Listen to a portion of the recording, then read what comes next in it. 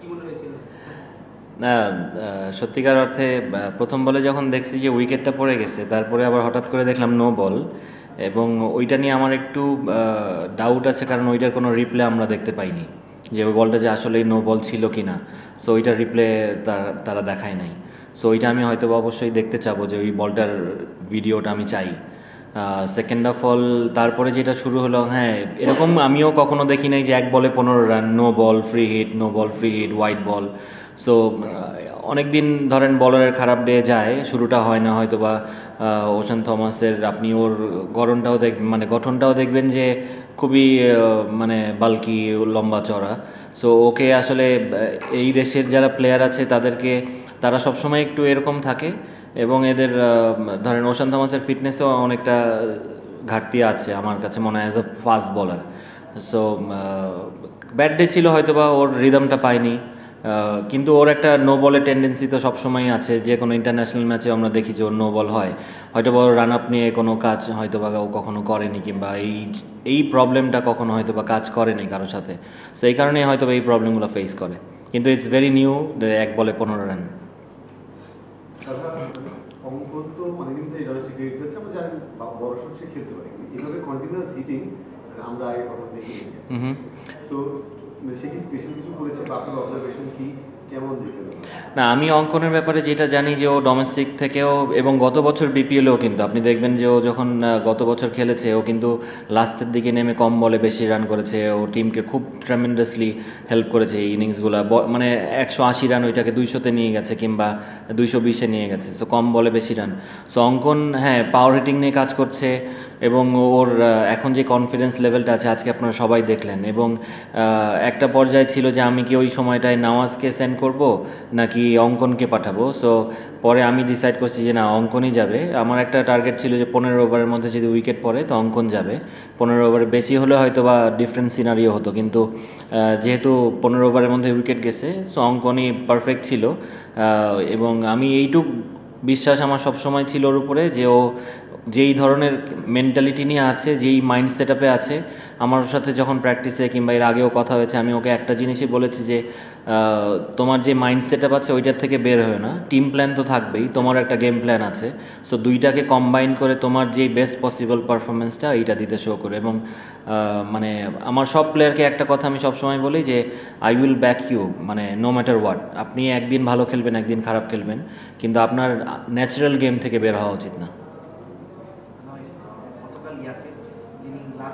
জি জি এবার অঙ্কন last 2 season 4 season ধরে কুমিল্লায় ছিল। জি টিম কম্বিনেশন রাইট একটা কিপার থাকার কারণে উনি ম্যাচ পাচ্ছেন। রাইট এই সিজনে উনি আপনাদের দেখেছি টিমে আসছেন, তো এই জিনিসটা কি অঙ্কনের জন্য খুব ভালো হয়েছে কিনা? কুমিল্লা ছেড়ে এখানে এসে ম্যাচ পাচ্ছে এবং যথেষ্ট সুযোগটা সে পাচ্ছে, এটা কি ইয়াসির বা অঙ্কনের জন্য খুব ভালো হয়েছে কিনা? ফার্স্ট অফ অল আমরা অঙ্কনকে পিক করেছি, কুমিল্লা ছেড়ে আসেন, আর কুমিল্লা এই বছর নাই। সেকেন্ড অফ অল হচ্ছে, না অবশ্যই অবশ্যই দেখেন, আমরা অঙ্কনকে যখন নিয়েছি আমাদের ব্যাক অফ মাইন্ড সবসময় এইটা ছিল যে অঙ্কন কম বলে বেশি রান করার অ্যাবিলিটি ওর আছে, এবং ও কিপিং নিয়ে তো কোনো সন্দেহ নেই, is a good keeper. So and is a very good human, very very good teammate. So আপনি আমাদের টিমে দেখবেন যে ম্যাক্সিমাম প্লেয়ার যারা আমরা পিক করেছি এরা সবাই ভালো প্লেয়ারের আগে ভালো মানুষ। সো আমার সবসময় আমার টার্গেট থাকে, আমি যেই টিমই করি না কেন ভালো মানুষ পিক করতে আগে। সো আপনি ভালো মানুষের সঙ্গে কাজ করতেও ভালো লাগে, এবং এদের এফোর্ট সবসময় থাকে। সো আমার টিমে এই জিনিসগুলো খুবই, টিম বন্ডিংটা খুবই ভালো আছে, সবাই একই মানে সমসাময়িক প্লেয়ার, কারোর সাথে ওইরকম গ্যাপ নেই। সো এবং আমার ফরেন প্লেয়ারও যারা আছে, কম্বিনেশন চমৎকার আছে সোফার।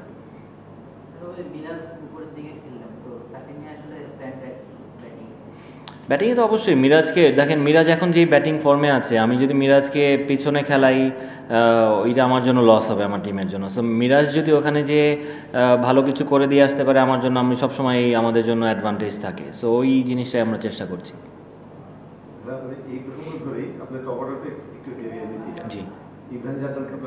জি জি জি আজকের ব্যাটিং অর্ডারে একটা ডিলেমা ইন্টারন্যাশনাল ক্রিকেটও আছে, যাদের দল হয়েছে, এবং কালকে সে বলে গেছে সেও চায় একটু টপ অর্ডার ব্যাটসম্যান, টপ অর্ডারে সে পারফর্ম করেছে। তো তাকে নিয়ে মানে অ্যালং দ্য ওয়ে আপনাদের প্ল্যানটা কি উপরে থেকে? দেখেন আফিফের ব্যাপারটা না, আফিফ আমার কাছে মনে হয় খুবই আনফর্চুনেট, কারণ ও এখনও পর্যন্ত ওর ক্যারিয়ারে ও যেই জায়গাটায় ব্যাটিং করতে চায় টিম কম্বিনেশনের কারণে বলেন, আপনি দেখেন আমার টিমে এখন যে অবস্থায় আছে, আমি যদি রাইটি লেফটিও করতে যাই তারপরেও আফিফের ব্যাটিং অর্ডারটা না ওই অনেক সময় দেখবেন যে আপনি নাইম আছে কিংবা আমি যদি লেফটি রাইটি করতে যাই রাইটিটা আউট হয়ে যায়, সো আফিফকে আমি পাঠাতে পারি না, সো 4-এ চলে যায়। সো এখন আবার আমার ইব্রাহিম জাদরান আছে, ইব্রাহিম জাদরানকে আমি 5-এ দিয়ে আমার খুব একটা আমি খেলাটা মেক করতে পারবো না, সো 4-এ যে থাকে ও খেলাটা বানাবে এরকম একটা প্ল্যান আমাদের। সো এই কারণে আফিফ, আই হোপ যে সামনের অনেকগুলো ম্যাচ আছে কি আফিফ ওর জায়গায় ব্যাটিং করবে, আমি এই সুযোগটা ওকে অবশ্যই দিব যে ও 3-এ ব্যাটিং করে। এরকমও হতে পারে যে ও ওপেনও করছে এবং ও ওপেন করতে পারলেও হ্যাপি। সো ওকে যদি আমি উপরে ইউজ করতে পারি, ও পাওয়ার প্লেটা চমৎকারভাবে ইউজ করতে পারে, আমার জন্য অ্যাডভান্টেজ থাকবে। সো আফিফকে নিয়ে আমি, আফিফ যেই ধরনের প্লেয়ার রনি ভাই, ও এখনও বাংলাদেশ ওর খেলা দেখেই নাই সত্যি কথা বলতে। সো আমি চাই খুব মানে মন থেকে চাই যে আফিফ যেন মানে অনেক বড় প্লেয়ার হয় এবং ও যেন মেলে ধরতে পারে ওকে, এরকম একটা অপরচুনিটিও পায়। জি।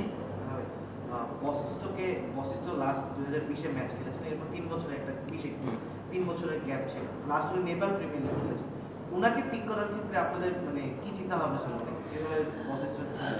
দেখেন ইমরুল কায়েসকে মিশেল মার্শ রেকমেন্ড করেছিল বশিষ্ঠর কথাটা, এবং ইমরুল কায়েস আমাকে যখন ভিডিওটা পাঠায় ওর, এবং আমি ইউটিউবে অনেক ভিডিও দেখেছি, ওর আগের ভিডিও দেখেছি, সেইটার সাথে এখনকার ব্যাটিংয়ের কোনো মিলই নেই। ও অনেক দিন ক্রিকেটের বাইরে ছিল, ওর কিছু নিজের পার্সোনাল কোনো রিজনে হয়তো বা, ওইটা আমি একদমই ক্লিয়ার না, কিন্তু ও যেভাবে ওর গেম চেঞ্জ করেছে কিংবা যেভাবে পিক করেছে ওর গেম, আমি সত্যি কথা ওর ব্যাটিং যখন দেখেছি, আমি আমার টিম ওনার ইকবাল ভাইয়ের কাছে একটাই রিকোয়েস্ট করেছি, ভাইয়া আমার এই প্লেয়ারটা যে কোনোভাবেই দরকার টিমে, আপনি এই প্লেয়ারটাকে আমাকে এনে দেন। এবং দেখেন ও কিন্তু খুব একটা ডিমান্ডও করেনি, ও জাস্ট খেলতে চায়, ও প্রুভ করতে চায় যে ও আসলে কী প্লেয়ার। এবং ও ট্রাভিস হেডদের সময় ক্যাপ্টেন ছিল অস্ট্রেলিয়া আন্ডার-19-এর, এবং ওইখান থেকে ওর হয়তো বা কোনো কারণে ও পিছিয়ে গেছে, রাইট। সো এই কারণে ধরেন আমি ওকে সবসময় আসার পর থেকে ওর সাথে যখনই কথা হচ্ছে, আমি ওকে একটাই জিনিস বলছি যে আমি চাই যে তুমি মানে নিজের খেলাটা খেলো, এবং আমি চাই যে তুমি অনেক ভালো পারফর্ম করো। এবং ও শুরুটা চমৎকার করেছে, এবং আর একটা ক্রেডিট আমি দিতে চাই উইকেট নিয়ে, গ্রাউন্ডস মানে কিউরেটারকে, চমৎকার উইকেট ছিল। আপনি দেখবেন যে লাস্ট 2টা খেলাও এবং আজকেও অনেক রান হয়েছে। সো ব্যাটসম্যানদের জন্য ভালো, এবং আমাদের বোলাররাও এখান থেকে অনেক কিছু শেখার আছে, যে আমি কোন সিচুয়েশনে একটা ব্যাটসম্যান যখন মারতে থাকে আমি কিভাবে আমি ওকে আটকাবো, কিংবা কিভাবে আমি ওই রানগুলো মিনিমাইজ করবো। সো এরকম উইকেট থাকলে আমাদের ক্রিকেট অনেক ডেভেলপ করবে। Vashishtha full season available. জি জি, থ্যাংক ইউ। Thank you. জি, আসসালামু আলাইকুম।